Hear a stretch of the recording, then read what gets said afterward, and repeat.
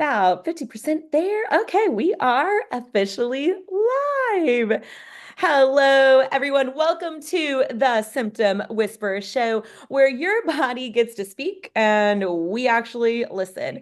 I'm your host. 50% there. Okay, we are officially I'm still talking behind the Hello, scenes. everyone. Hold Welcome on one to second. the Symptom Whisperer Show.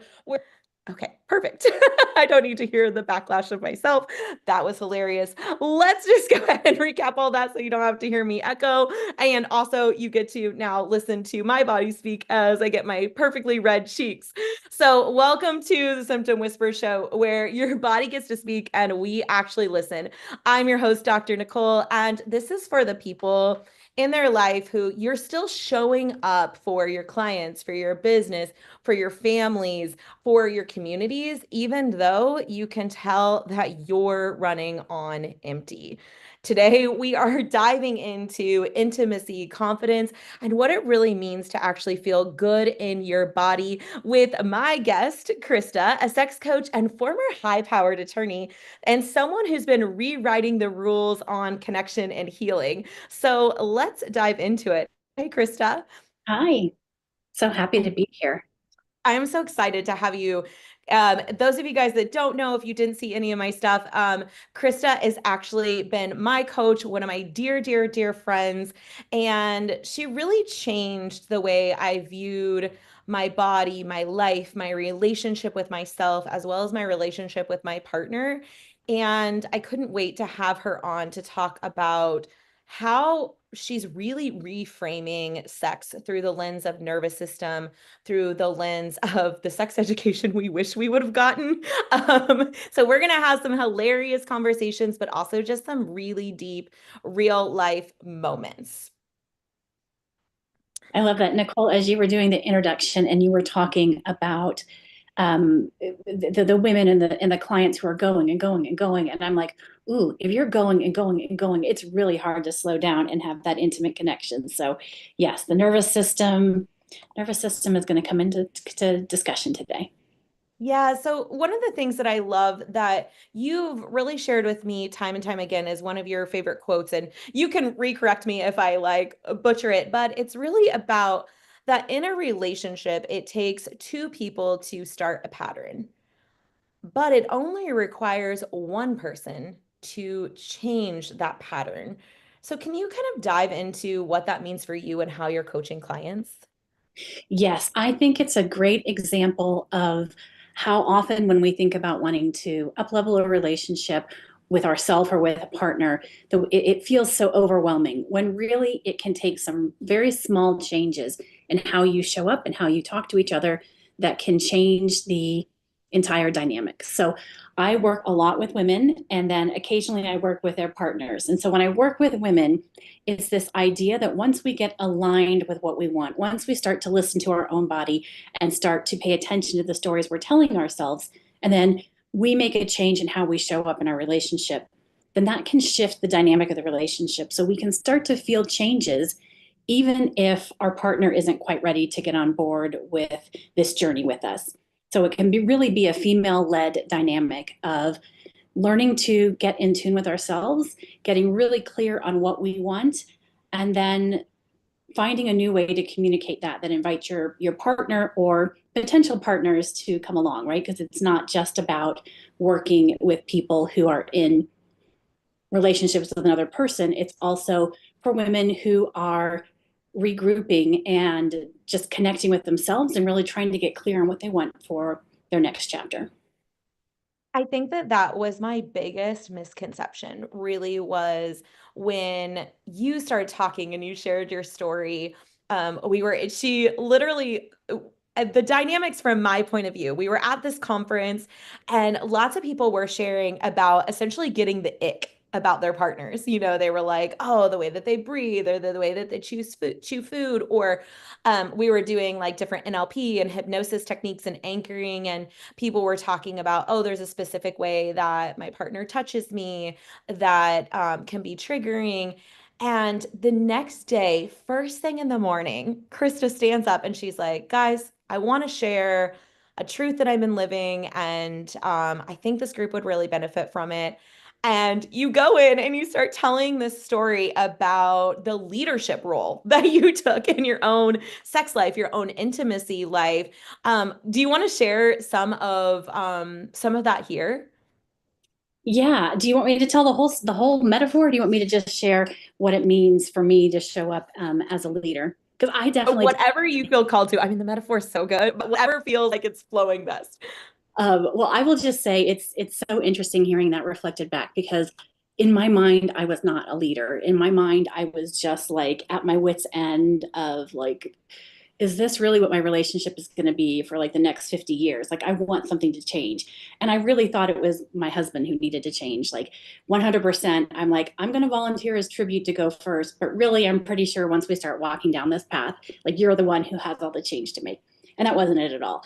It's not really about any of us needing to change. It's more about us like getting connected to ourselves. And so I'll share the story. My husband and I have been together like almost 30 years now. It's been a really, really long time. And you change and you grow a lot over the course of any relationship. And when we first got together, we were tremendous training partners. We found a 5K route that we loved to run together, and we would go out and we would run it. And it was fun because we were young and we were together and we were just really enjoying our time together. And yes, like there were some days where I didn't quite make it to the finish line, or maybe I helped him get a personal record, but we were doing this together. And all in all, it was really a lovely experience. And then there was one day that I kind of like started feeling like, this 5K route is getting a little bit repetitive. Like I feel like I know every single like place that we stop along the way. And but I don't know how to change this. Like, as far as I know, my husband loves this route and this is what he enjoys doing. And I'm a little uncomfortable, like, talking about because we never actually talk about our training plan. We just sort of did it. And so I didn't know how to bring it up. And finally, one day I got the courage. I'm like, okay, let's try this other route through this other neighborhood. And we did it, but it didn't matter how often we started off in a different direction. It felt like we always ended up in the same place. And then finally, one morning, I realized, I don't even think that I like running. I think what I want to try to do is go mountain climbing. But oh my gosh, like I've never talked to my husband about mountain climbing before. Like, what if he has like some sort of preconceived notion about what mountain climbing people are? And like, he didn't marry a mountain climber. So, how is he going to react to this? It felt like this huge change in who I was. And what I didn't know, and what my clients don't know, is that it's really hard to change when you have this narrative running in the background, trying to keep you exactly the same, keeping you small and safe. And it wasn't until I started to address that background noise, those stories I told myself, the concern that I had about showing my vulnerability and my authentic self, that everything started to shift. And once you start to own your truth, once you start to get your confidence in sharing your true self with others, everything changes. Yes. Okay, It who turns can out. relate to? You guys can drop in the comments, put it in the chat. If you didn't notice, we have a live viewing audience as well. Who can relate to whether it's your solo sexual journey or whether it's your partner sexual journey? For me, like when you said the running the same 5K route, I'm like, oh yeah. I know exactly, well, I thought I knew exactly what to do to get myself where I wanted to go when I was solo. And then my partner and I were just playing the exact same role too, right? And we did, the exact stops along the way, exactly when you're going to speed up and when you're going to slow down. And then when you said, and then I wanted to be a mountain climber, and I didn't know how my partner would react to me being mountain climbing, that was the moment for me because I didn't I really wasn't aware, like I wasn't having a sexual issue in my relationship. And when you said that, I said, how often, even outside of sex in my relationship, am I scared to become the mountain climber and scared that my partner won't accept me or my friends won't accept me? And I was like, what if the depth of my sexual journey can be the thing that cracks open everything else? Yeah, absolutely. And I think the interesting thing is that these thoughts don't come to us slowly and like in a big neon sign. They are like subtly woven into what we do every day. So we don't even realize we're making these sacrifices of our true self until something comes along. And so when we start to make this a journey about pleasure rather than making it to the finish line, then everything changes and you start to really sink in and be like, okay, that's that body mind body connection of like, what is it that my body is asking for? And like you said, once you start to go down this transformational path, it may start in the bedroom, but then you feel confidence as you speak what your desires are throughout the day.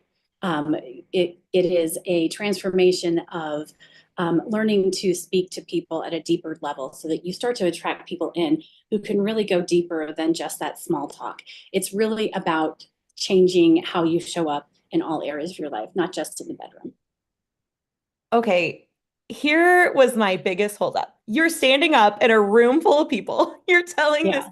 amazing metaphor, and I'm like, oh my gosh, she is a powerhouse. I mean, to say that I was nervous, blown away, I'm like, I'm not that strong. Like, how did you get to the point where you felt confident enough to say, hey, listen, I want to be the leader of our sexual life at this point. Like, I want to step into that role. I feel like I have a lot to offer. How did you get the confidence to do that? I don't think it was confidence. So by the time you heard me tell my story, that had been like 5 or 6 years of my life where I'm having this transformation where only one person in the world knows about this new me coming out. And so I hadn't shared it with anyone. And it's like, once you start to know yourself so well, you want to figure out a way to share that. And you want to share, like you said, there were a lot of people who I felt like could benefit from hearing, like, just because you're in this spot doesn't mean you have to stay there. And so it was, I think I have something that I can share that maybe will inspire people to go on their own journey. And when you're talking about the confidence to talk to my husband, it like that first conversation, I think I got to a point where I knew something had to change, and it was like that like knowing that there's so much more out there, and I just didn't know how to get it. And so all I said was, I think I have more that I can give in this relationship, but I'm not sure how. Like, is this something that you're willing to support me as I try to figure this out? And he said yes. And that was like all I could say in the first conversation. So again, it doesn't have to be this big like summit where we come together and we discuss everything. We like no, it can be like driving to the grocery store, a 2 minute like, I want to explore this. This is something I'm curious about. It's something that I don't feel that I've ever really given myself space to explore. Are you okay with me doing this? And is this something that you want to come along with? Because again, we're giving our partner an invitation. We can't assume that they are going to be ready to go down this path at the same time we are. So we need to just create that space and be like, this is what I'm going to do. Do you want me to share what I'm learning or not?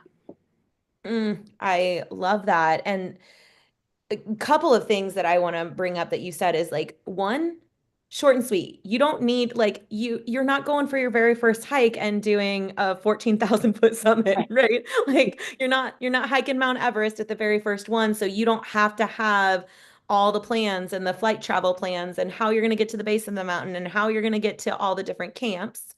And so I loved that you shared that because I think so often, and this might be a women thing, but I think it's a men thing too, where we think we have to have, oh my gosh, this is perfect for like what you were even just saying.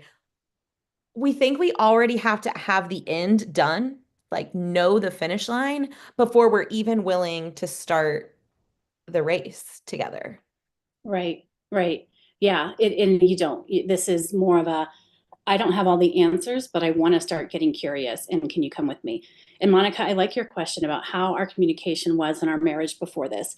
And I would say it was pretty good. Like we were in alignment with the kids at that time. Our kids were young, but there were certain subjects that I had a really hard time talking about. Money was one of them. So I like shut down whenever he tried to talk about money, because we had very different experiences growing up, and for whatever reason, I had a lot of hangups around money. And so that was like definitely one area that I couldn't talk about. And as we started to go down this path of me really claiming my sexuality, it became so much easier to talk about money. So I think as long as you have some beginning basis of I can share a little bit of myself with you, then I think you're okay to start. Otherwise, maybe it's learning some basic communications before you get going. But it was not like across the board that I could talk about everything. There was trust there, but I didn't know how deep I could not trust him. I didn't know how deep I could trust myself. I think that was really the big thing of because he has never given me an indication that I'm too much. It's all me of my like concern that I'm going to be too much. So it was really learning to trust myself and then just put a little morsel out and see how he reacted. And then I could expand it from there. I love too that when you talked about you gave and I'm not sure if everybody caught it, so really want to make sure to hit it. You gave a really great tool for when you're ready to give that morsel. You said it could be in a car ride on the way to the grocery store. Actually being in, I was like reading a study about this, being in cars where you're side by side and you don't have to look at someone directly in the face to have more open conversations can actually really facilitate more calmness in the nervous system. So, the way our eyes take in information and the way our body takes in body language, we actually, and then it triggers old patterns inside of our brain. So if all of a sudden you're talking to him, we're looking face to face and his eyes look away, maybe he saw a bird in the window, but you're like, oh, he's not interested. And so it can really help um, decrease the amount of, just like if you're in meditation, it's easier to meditate with your eyes closed. If you're having these conversations, even I do this with my kids, like it's the way home from school can really facilitate that. So I wanted to make sure that we hit that morsel. That is something that you guys can do anytime to have a little bit more depth of conversations or to start them in a way that will feel much safer to both of you. Yeah, absolutely. And I think another thing, Monica, is that one of the things that I did was I didn't put blame. So I wasn't saying, even though in my mind I was thinking it, I wasn't saying like, I think you need to take, it was radical self-responsibility of I am going down this journey to see how I can better show up for you, for our relationship, for me, and for our family. And that helped to keep this as a safe place for him. So I wasn't going on the attack from the first conversation. And that like literally that was it. And then he probably asked me a question. I'm like, that's all I can handle right now. Let's circle back to this later. You can put these boundaries on and be like I'm feeling flooded, I'm feeling overwhelmed. That was a lot for me. Thank you for asking the question. Let's talk about this a little bit later. And then you're doing your nervous system care, going into everything that Dr. Nicole teaches you. Yeah. Having your chest, doing your 4x4 breath work. Yeah, everything that we learn inside the happiness cycle. So you have the skills to have these conversations and the communication skills. All right, I'm gonna do a deep admitting here. Everyone brace yourself. So I did work with Krista, and I remember when I first started working with you, I was like, hey, let's Jason and I meet together and talk to you, and then you can kind of let us know, should we do like couples things? Should we each do individuals? Because I'll be honest, my sneaky little goal was society tells me that men are very motivated by sex. So I thought that this would catapult him into this personal journey of self-discovery that I wanted him to go on.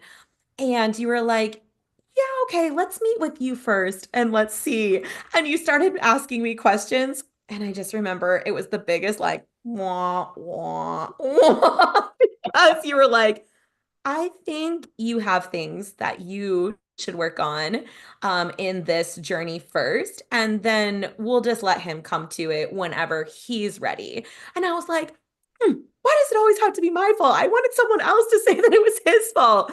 So my motivation wasn't the cleanest coming in. Tell me about how you begin to facilitate from that place. Do you find that a lot of clients are looking to kind of bring their significant others onto a journey whenever they start with you? Mm-hmm. And let me just say, it's nobody's fault. Like, there's no fault here, right? Like, I just want to make sure that you heard what you said. And I was the same way, right? It's so much easier to just let other people can change, but really, that's the empowering part of the work, is to start to step into your own and start to shed all the stories and years of societal messaging that we don't even realize we've absorbed. And women seem to take that on a lot deeper than men in our society. And so that's a great place to start. And you start having these ahas. And then that, when you share that with your partner, that creates the space for them to realize that like men are impacted too. And sometimes it takes us sharing these journeys before they can be comfortable being vulnerable and comfortable realizing, oh, like, yeah, like both parties in a relationship have this image that they are supposed to be performing in some way. And so it's like taking off that performance role and that hat, and just showing up for yourself and showing up for what feels good in your bodies, and learning how to put that feeling inside of you that you have that you can't quite grasp, that you know that you want to be fed, and learning how to identify what that is and getting curious on how you might feed it. Because there are so many sensations that we don't have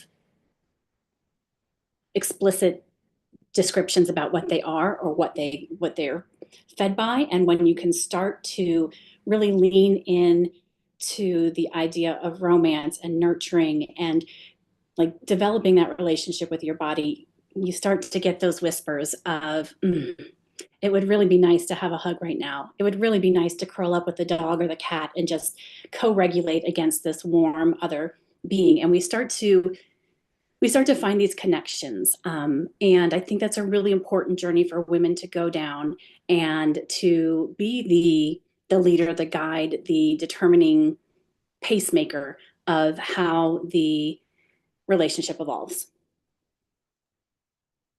I I think, yeah, it's just really, it really feels important for people to understand. And I think that's the beauty that you take people on, is this is a rooted personal journey. I don't know about you guys, but everything that I learned about sex growing up was, it was a really a two-person job. And I think one of the educations that you brought to me, just like the quote that we had at the beginning, is like, yeah, maybe in some cases, sex is a two-person job, and that one person can start to change that pattern, but you have to get in touch with yourself first. And that was one of the biggest things, that journeys that you took me on. Can you kind of walk us through, like, where do you typically start people at? Like, you started me, and I don't know if that's what you do with all your clients, but for me, I started on a solo journey of just like, you were asking me, did I feel comfortable touching my body? Did I feel comfortable like even voicing a need that I had that would be like physical comfort for me, let alone even just physical pleasure, right? You're like, you don't even know what you want for comfort, let alone like pleasure. Where do you start most people? How do you start to find, are they ready to jump into their partnership sex, or do they need to start on a solo journey? What's that process? Yeah, so I can give you the framework that I take my group clients through. And when we do that, we start with the mind. We're looking at what's going on, what stories are we telling ourselves, what messaging have we picked up over the years about our bodies, about sex, about intimacy, and get clear on like where we're starting. And then we're going to connect with our body, because so many women in our society go through something that disconnects them from their body. That can be puberty, that can be like developing early and having people comment on that. That can be before you're ready for people to have those eyes on you. That can be blooming late, and late, right? Like, there's no late, but then feeling that, like that concern, that worry, that those sensations. It can be restricting food, having that dysfunctional relationship with food and that way that we're nourishing our body. It can be struggles with fertility. It can be difficult past relationships or situations where somebody abused the situation. So we need to get clear on where our baseline is. And then we can then go into the emotions of intimacy. And that can be also the part that was missing from sex ed, right? The idea of this is not just a functional activity. Like there are emotions involved, there are hormones, there are sensations. This is a something that we need to have some depth to a lot of the time. And then we can get into expansion and dreaming. So I would say that the first place is making sure that we all believe that pleasure is a birthright, and then also understanding that we are responsible for our own pleasure. So we can't outsource this, which is why I like to start with women on their own, is because we have to take responsibility for what brings us pleasure in our own body. And then once we are clear on that, then you can be like, okay, let's bring in a partner at that point. And when people go through my group program, they can share what they're learning. They can watch the videos with their partner and have discussions that way, and use it as a place to get curious and be like, do you agree with what she said? What rings true for you? What is your experience? And just start these conversations about like, where are you both starting? Because I think one of the common assumptions is, like you said, that men are driven by sex, and that they in some ways, I always thought like they had all the answers. Like I was convinced that because what I got in sex ed in fifth grade, where we were separated, wasn't that helpful. So I'm like, well, the boys must have gotten the really good information. That's why they were in their own room, because this is nothing. I got nothing to work on here. And so that story, like forever, like I put so much expectation on, on the male partner to have it all figured out. And they do not have it all figured out. They don't. So we're saw a lot of holding each other's hand laughter. through this journey. I saw a lot of laughter and head nods with the like when we got separated and the boys. They must have gotten the good stuff because I did not. And yeah, I mean, the biggest takeaway, gosh, when you just said that pleasure is your birthright and you can't outsource it. I mean, even for me and my real, like I did not feel comfortable with my own pleasure. And so I was constantly outsourcing it. And Mhm. then when we do that, it's very hard for another partner to show up in the way that we're expecting them to, because we're also not communicating that. And yeah, that was a huge, just like, mic drop. Okay, podcast done. That was it. That's the only thing you need to take away. Yeah, well, we can get really comfortable, right? Especially if you tell yourself that your desire is not, if you're in a relationship and you're telling yourself your desire is not the same as your partner, then like you're getting dripped in your pleasure at enough that you don't have to focus on this on your own. And so when we like start doing this on our own, then you're like, okay, I gotta figure this out, because like you said, I can't outsource this. My partner can't take me through this. I've got to figure it out. And what that brought up for me, and you and I have never even discussed this before, what that brought up for me was also that a lot of people really, it feels like in relationships that sex is like the thing that makes your relationship different than like a friendship or like something else. And Mhm. so I was sitting here and I was like, wow, knowing all of that, taking back control of my pleasure. For me, I didn't even think about it. It expanded what I was able to do with my partner. It expanded our relationship even more. But what about those people that feel like, no, that should all come from my partner. I shouldn't be exploring that on my own. What kinds of things, I know you do a whole sex education curriculum, but what kinds of things as you were diving in did you start to learn about? When did we learn? When was it taught to us to start ignoring our own sexual pleasure? When did that happen and how? I think it's different for all of us, but I can tell you the common denominators. One is that just our society in general, like sex isn't something that we talk about. And so if it's not something you talk about, kids start to understand, ooh, this is private. This is something like I can't really say anything about. I can't ask questions about. It must be something. It must be something. and then we fill in the blanks. And so if you go to a church that is, which most churches are, no sex before marriage. And so sometimes, depending on who is delivering that message, you start to hear again, okay, sex is something that's like kind of bad. And then you get these stories going about what it means to have sexual feelings. And then your brain can go off on its own. And then it can be hard. Like, even if you do wait until marriage and you're in a committed relationship that is whatever approved by your church, like your brain doesn't get the memo that you're married now and it's okay to like whatever. You still have this sensation that sex is something that should be private and not talked about. And so that's a big source. And then you also have society. And depending on when you grew up and depending on what movies were popular at the time, you get messaging around what it means for a sexual encounter. And the messaging that I saw in movies growing up was very performative for women. So it was very much like men show up expecting to, have pleasure when they have an intimate encounter. I don't know that women do. And so we're trying to change that, not knock men off, but like let's rise to where they are, where we can have that expectation when we're in an encounter. We have the expectation of pleasure. We have the expectation that we are going to leave feeling really good. And that's a little bit of a mind shift to get out of that like idea that we're in performance mode and the only way we're going to get a call back from this person is if we do something. Right? There's so many messaging that comes in that tells us that either sex is wrong or sex is something only reserved for certain people or certain body types or whatever. Our brains really do a marvelous job at creating this whole story in our head about what sex should look like and who's entitled to it.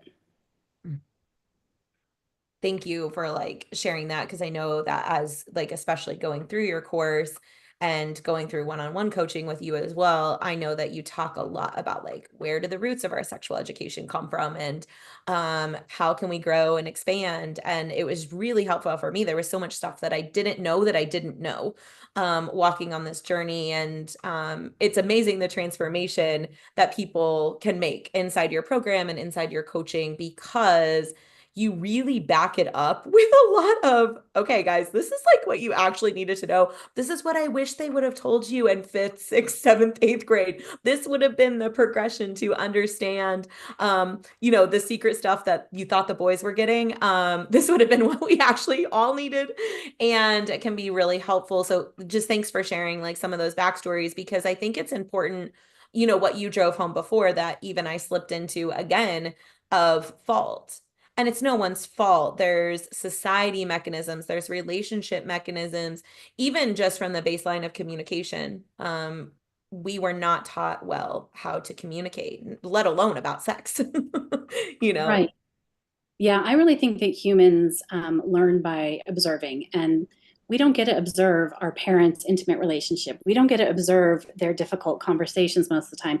And we certainly don't get to observe what somebody's intimate relationship, the evolution of that, like that is not something we share. And so we are kind of piecing it together the best we can. And so to have this space to be able to come in and like overhaul and be like, okay, wait, who do we want to be in this space?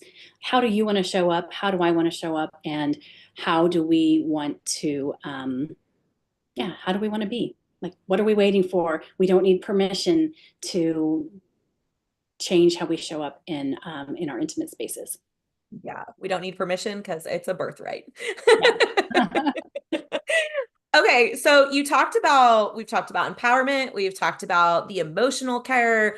We now have went into like the dreaming and what's the next piece. But I didn't hear you talk about, and this is like all the sex podcasts. When you first did your metaphor, I was like, oh, okay, I'm gonna go listen to all the sex podcasts. I'm gonna see what I can learn. And what a lot of people are talking about is like the new latest gadgets and positions and what to buy at the store and lubricant, all those things. What advice are you giving about all of that? Yeah, I think all those things have a role, but sometimes they can be a distraction as well. So I think of it like, I know you have children. I remember being a kid at Christmas time and like going through the catalogs and like circling every toy that I wanted.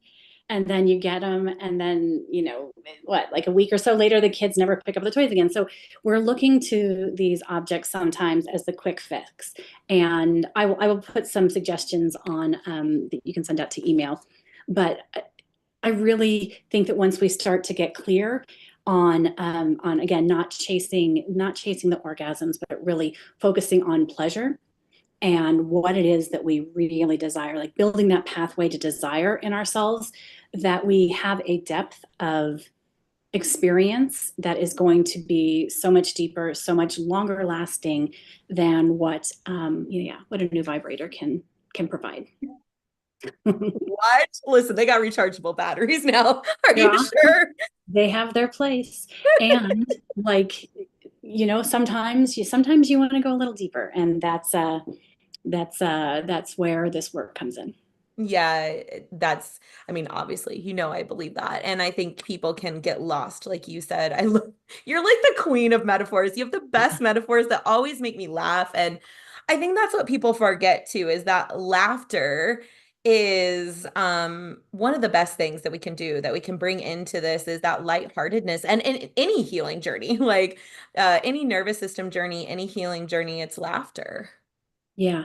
And I think what people are looking for when they're looking for the toys or the lingerie or the positions is novelty. And novelty you can outsource it, but really you want to find those new places within yourself and that new way of sharing like something you discovered about yourself in partnership. And that is like, you're not going to run out of content, so to speak, if you start to do that deep dive within yourselves and start to share, because we're always changing, we're aging, we are having different stressors come into our life, we're evolving all the time as humans. And so as we continue to share these changes and recognize them in ourselves and share them with partners, there's always an opportunity for a different level of connection. Yeah. We actually had another good question come through as well, is what when people associate orgasm with pleasure, like what are they not aware of in them being separate? Or can you explain how are they separate and how are they interconnected? Yeah, well, I think it's great that, I mean, they are pleasure, but that's not the only pleasure. And so once we stop focusing on that and start paying attention to, oh, I really like it when my arm is touched in a certain way. Oh, I really like it when my head is cradled. I really like it when I'm getting a hug. Then we start to open this huge pathway of pleasure that goes much beyond just our genitals. And we start to receive pleasure in a much more diffuse and expansive way, so that when we temporarily stop chasing the orgasms, we open up a pathway to having a whole lot of them, because we're feeling pleasure in new ways. We're training our bodies to receive pleasure not just through genitals. The orgasms are great, but they are not the only pathway to pleasure, I guess is what I would say. Yeah, the I think for most women, they're like, oh, if I can just have an orgasm, like that's good. And Right. you're talking about, you guys heard it here first, the gateway to multiple orgasms, the gateway to longer orgasms. And it really is about understanding where you seek pleasure, how to expand upon that pleasure, and also the vulnerability and the safety. Can you kind of talk just a little bit about whether it's through client examples, through your own examples, obviously anything in my own story, throw it out there. Like this is the open BFF chat with Krista. And what are some of those big transformations that you've seen, whether it's in the bedroom or in their sexual pleasure or in other aspects of their life? What have you seen from clients that have went through this progression? Yeah, and this again would be your confidence. The confidence of, once you claim this part of yourself that maybe you don't realize you've been trying so hard to hide, then you just kind of can relax and have this certainty and know that you don't have to ask permission to take up space, because you are worthy of being seen, heard, and felt. This can be bolder decision making, clearer boundaries, or more authentic self expression. We talked about having the deeper communication. So this can be with your friends, with your kids, with not just your partner. This is with finding that deeper part within you and learning how to express it in a way that brings people in and really deepens your connection. Creativity is another really big one where we start to tap into this different life force that allows us to just show up differently and creatively and expansively. So those are some big ones. I'm trying to think what else um, might be there, but it's really the sense of once we know who we are, a lot of this busyness in our head about worrying about what other people think about us, of worrying about how we're coming across, it kind of melts away, and you're like, I belong. I am comfortable with who I am, and I don't have to pay attention to all this extraneous stuff that's coming in. So you can really just sort of own your own path, own your own self. And then, of course, when pleasure becomes the compass, that really expands the ability to have connection with yourself. And if you're with a male partner, that male partner throughout our lives, right? Our bodies are going to change. We're going to get older. Parts of us aren't going to work the same, but we're still going to have access to pleasure, even if it doesn't look like it did when we were 25. Yeah, I think, knowing one of the biggest things I remember, whether you're, no matter the gender of your partner, no matter where you're at, it's really understanding that like there is a lot of, like ability to seek pleasure. And one of the ways that really, even as you were teaching, that expanded for me was remembering. So I'm a physical therapist by trade. And I actually, whenever I was in graduate school, I wanted to specifically work with spinal cord injuries.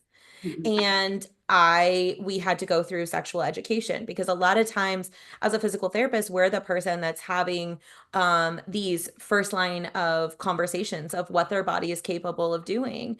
And there can be so much shifting if they don't have activation of their genitals, male or female, and the way that they did before. And I didn't realize, but an orgasm does not actually have to come from genital touching, from genital, like actual physical arousal. Like an orgasm is a neurological event that sometimes coincides with a physical event as well. And just having that anatomy and that understanding, and like you're talking about, the deepening of the pleasure and those pieces, I think it's really profound to understand how all of this works for just to, again, sex ed. Like it's so important to understand how your body works, how your brain works, so that it does open up access to however you're going to communicate with your partner, no matter what access they have, what their genitalia is, what their physical ability is. It really allows you to be able to have those conversations. Yeah, absolutely. And that's why in my program, we spend so much time with non-sexual touch. It's because we are rewiring those neurons to feel sensation and receive sensual touch in all parts of our body, not just the hot spots. All right, Krista, anything else? We've got a couple of just like, oh, I love that. So we've got a couple inputs like orgasm, sorry, from the mind. That's why we can have them in dream time. That's a good That's right. rhyme, Carly. And then just a share about that somebody was sharing, Monica was sharing, I love your sentence, when pleasure becomes your compass. Mhm. And that's such a great thought in general in life. Guys, you deserve for life to feel good. Like in your physical body, in your mental body, emotions, you deserve for life to feel good. So if it doesn't right now, whether that's sexual connection, whether that's because of stress, whether that's because of a physical ailment, seriously, like comment below, reach out to us. Like we want to talk to you. If it's not us, we will facilitate a person for you. Community is so important to us here. That's why we're doing these live podcasts.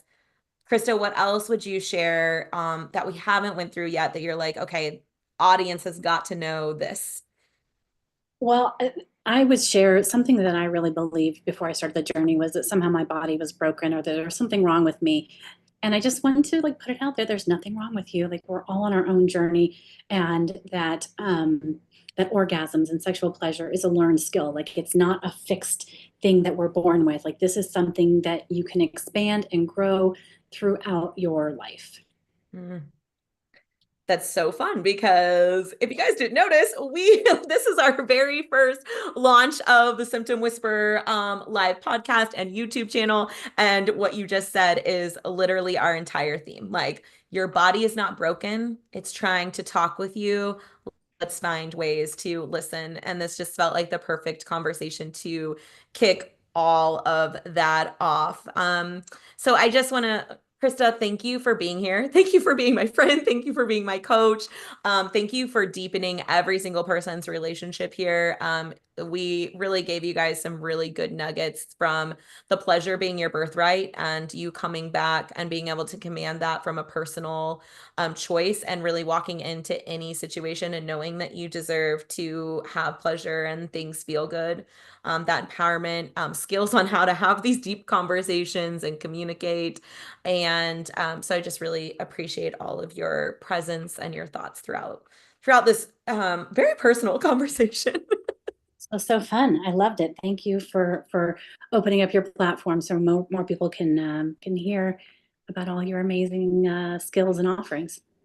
Well, and lucky to be surrounded by very amazing friends and people. And if this episode resonated with you guys, make sure that you hit subscribe. We're going to be having more guests on as well as releasing series about everything that Krista just talked about, where is your body is not broken. So we're going to be talking about everything from back pain to losing your voice, chronic headaches, and really explaining what it is that your body is trying to communicate and how to find ways to listen to it. So that's coming up. Share this episode with someone that you love to start the conversation. Let's not keep sex private. Let's not keep pleasure private. Let's really step into and claim that birthright. You guys can check out the links below to find more about Krista, how to work with her, how to step into her group coaching program, which is starting very, very soon. So you guys are going to want to hop on that, and really how to work with me inside of the Symptom Whisperer community and my co-facilitator Carly, who's our functional diagnostic nutrition expert. And we will see you next time. Until then, make sure that you keep listening to what your body is trying to say. And remember that the stress is real. Your